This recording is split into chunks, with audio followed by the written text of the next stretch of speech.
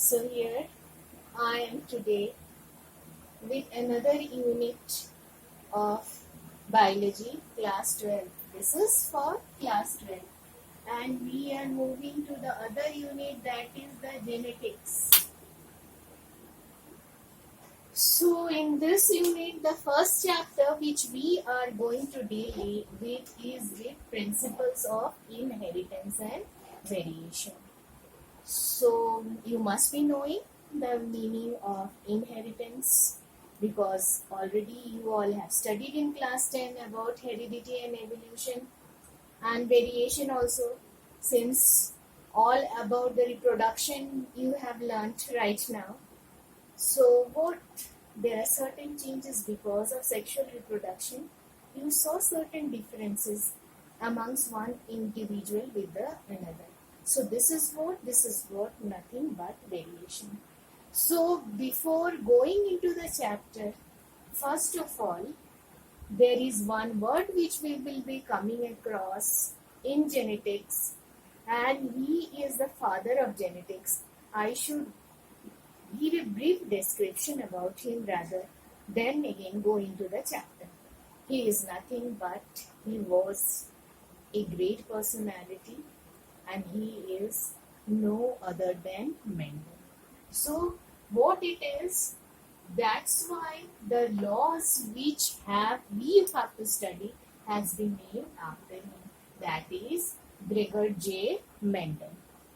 Now see, he was born way back in the year 1822, and he died in the year 1884. But to our utter surprise, he kept on working during this lifespan, and his work did not get recognized as long as he was alive. His work he died in the year 1884, but his work got recognized in the year 1900. But somewhere or the other, that work was somewhere placed in or studied by someone or the other, must have got some recognition, must have been published somewhere. That's why it was carried forward by other scientists, and ultimately it was given a grand recognition. So what happened? He was actually not a biologist in a true sense, rather he was a mathematician.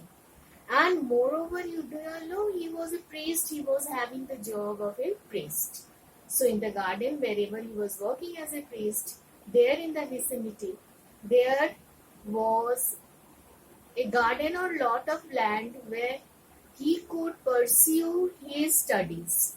So after going through so many plants, he ultimately centered himself in pea plant. His studies on pea plant, that is Physarum sativum. Pea plant, do you all know? The botanical name is Physarum sativum. What it is? Physarum sativum. And you all must be Physarum sativum. This is a pea plant. And he studied not only for 1 day, 2 day, or about a week. He studied for at least 7 years. It is given in your NCERT book. Just see, it was 7 long years when he studied on and concentrated his experimental studies or his research work on pea for 7 long years. Then he came to the conclusion of all this. And because of all this, he came across certain facts. Now children, often you all will be coming across the question, why pea was taken why he selected pea rather in for his experimental studies. Because that was a small plant, and that was pea plant, it's able to complete its life cycle within 3 to 4 weeks. So you will be getting lots of offspring within a duration of 1 month or 1.5 months. So, and there were 7 pairs of contrasting characters. So those pairs of contrasting, because whenever you are studying something, you have seen the experiment. There is a control one and the experimental setup. In the same way, there has to be contrasting pairs of characters for the successful execution of any research work or any experiments. So in his experiments, he took P because he got 7 pairs of contrasting characters, as well as I told you all the other advantages which was there in P. So children, you need to learn those 7 pairs of contrasting characters. But before telling you all those 7 pairs of contrasting characters, I would like to make you understand that the contrasting characters, out of the 2 contrasting characters, one of the characters was dominant over the other. What is dominant? Means the other 2 factors now, one is dominant, one is recessive. This is recessive, this is dominant. Means this, both of them, if they are present, means this dominant will suppress this one. Okay, what dominant means? It will show its dominance over the recessive factor. It won't allow this factor to express. It is having such a powerful dominance, genetical dominance over the recessive factor. So in your exam, you will be asked certain problems, you will be asked to solve, certain questions will be there where you will be given certain characters, and in those questions you won't be given which one is dominant and which one is recessive. So children, you all need to learn those 7 pair of contrasting characters and know which one is dominant and which one is recessive. Now let us discuss about it, those dominant characters as well as the recessive characters. Now first you see what he was born in the year when 1822, but immediately after birth no one starts the work now.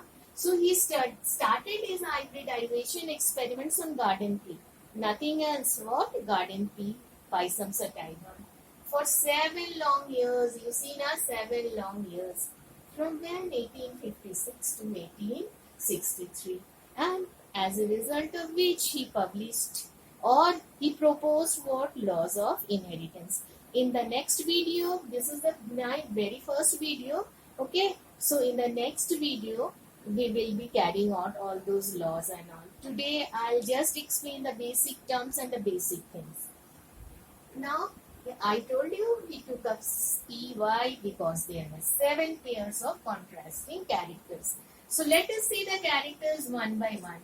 The first character which he had taken, you see, which he had taken was the shape of the seed. Was what? Shape of the seed.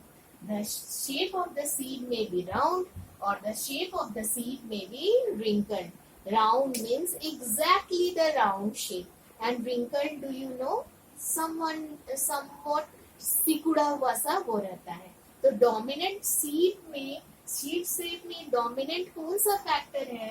Round. कौन सा है? Round. And which one is recessive? It is the wrinkle. Then they took the seed color. You must be seeing the green color as well as the yellow color seeds of pea. In house also mothers may be using it. So seed color, they may be yellow or green. Which one is dominant, children? Yellow is dominant and green is recessive. Please learn it, Mavita. Then the flower color.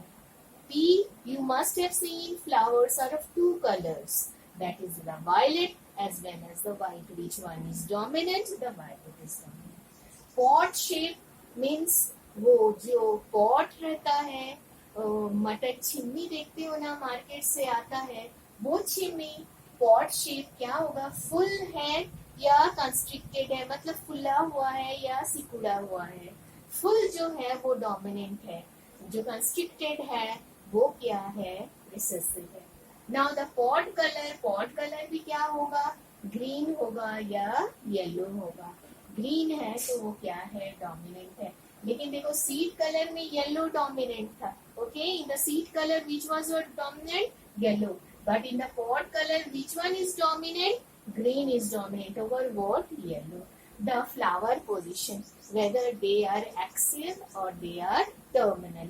If it is axial, what axial position में है या terminal में है, axis में है या terminal ऊपर में है. So if it is axial, then it is a dominant trait. If it is terminal, then it is a recessive trait. Then stem height, यदि लंबा है तो वो dominant है. If it is short, if it is dwarf, it is recessive. So these are the few important things, first and foremostly, which you have to know in this chapter. Now I would teach you all some basic terms which are very important in understanding the rest of the chapter. The first term which you should know is what is gene. Gene is nothing but the functional unit of inheritance. Already you have studied in your lower class. Nucleus, you have the chromosomes, then you have in it the DNA, then the DNA in the DNA you have certain segments, that is the genes. So what are genes? They are the basic unit, functional unit of inheritance. What? Functional unit of inheritance. And it was, the name was proposed by, the term gene was given by Johansen. Who? Johansen. But Mendel did not call them. The term was given by Johansen. But Mendel knew that something is there which is responsible for this, means it is the functional unit of inheritance. And he called them factors. He did not call them genes. He called them factors. What did he call them? He called them factors. But the name was given by Johansen. The next, children, you should know the next term. What are alleles? What are alleles? They are actually the forms of the gene. They are forms of the gene. Now take one factor. Okay, take one characteristic or one trait. What trait? ये ले लो, stem height ले लो, या खुद का height ले लो, either tall हो या short हो.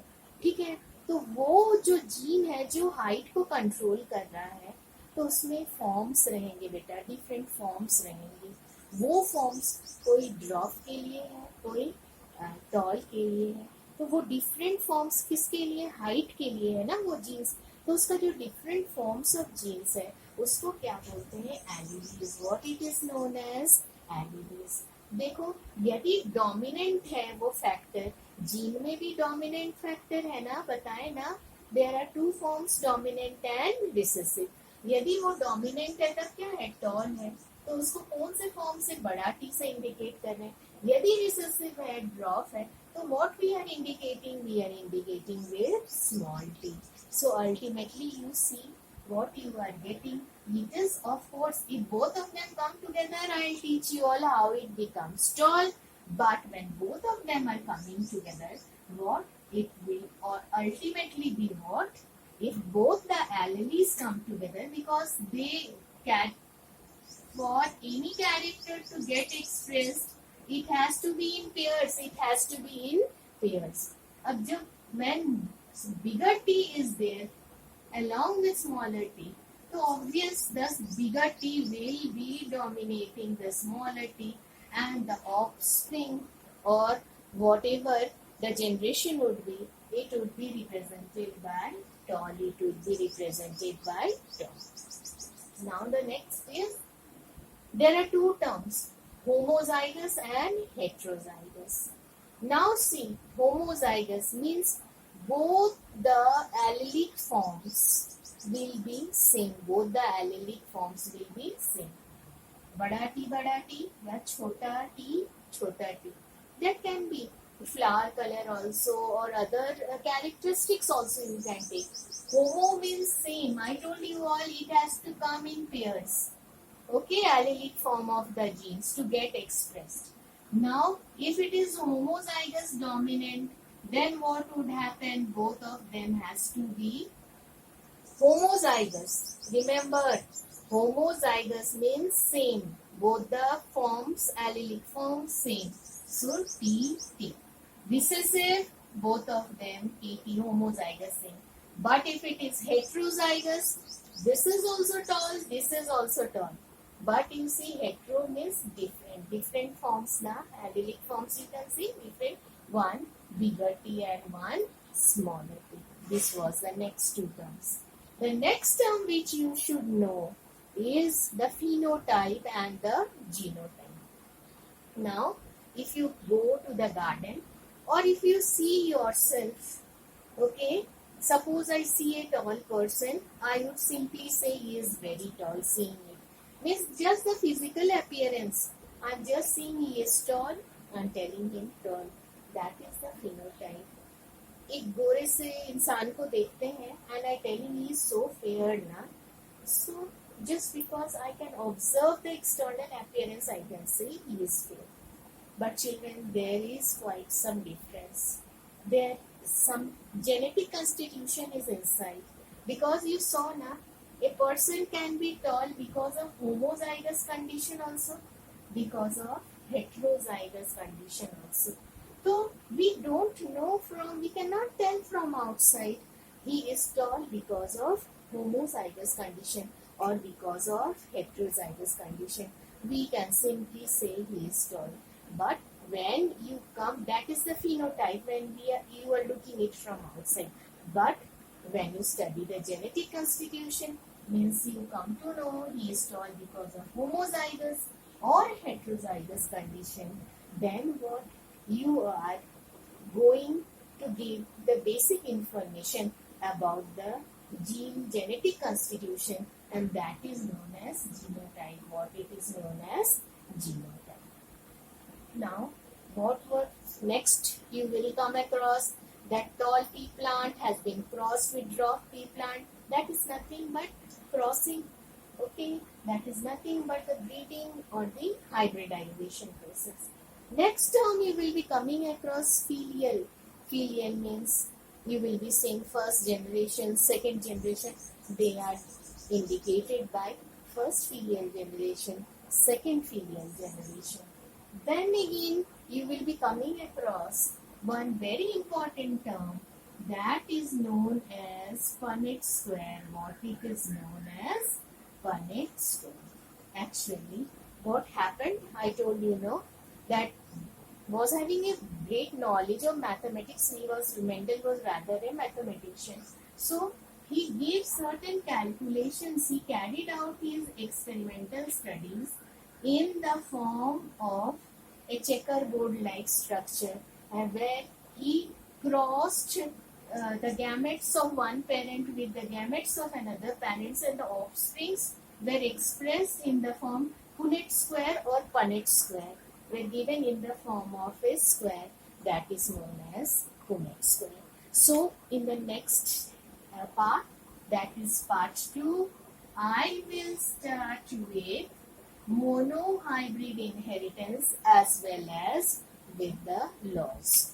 But before winding up, children, I was supposed to introduce myself in the beginning, but there is a change again. Okay, I myself, Kakoli Saha, biology teacher from DAV Public School, CCL. Please go through the terms, understand the terms, then only we can proceed forward in the chapters, and if possible, learn the definition of the terms. Stay safe, children. Take care of yourself. God bless you.